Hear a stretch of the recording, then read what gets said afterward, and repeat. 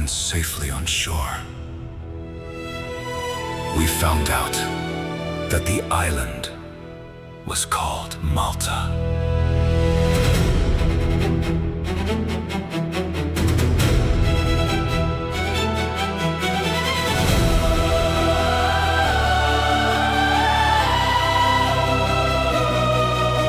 The islanders showed us unusual kindness. They built a fire and welcomed us all because it was raining and cold. Paul gathered a pile of brushwood, and as he put it on the fire, a viper, driven out by the heat, fastened itself on his hand. When the islanders saw the snake hanging from his hand, they said to each other, "This man must be a murderer, for though he escaped from the sea, the goddess Justice has not allowed him to live." But Paul shook the snake off into the fire and suffered no ill effects. The people expected that he would swell up or suddenly fall dead.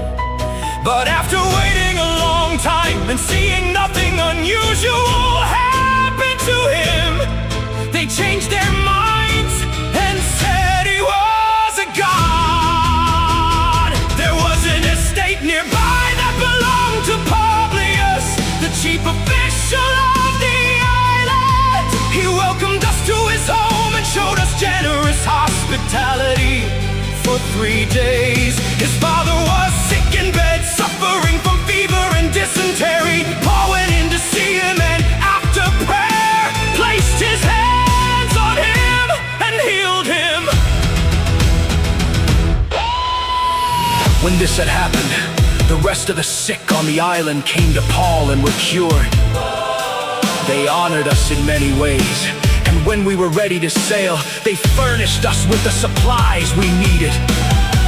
What the enemy meant for harm, God turned for good. Even a viper's bite became an opportunity for the gospel. From shipwreck to snake bite, Paul's life continued to point people to Jesus.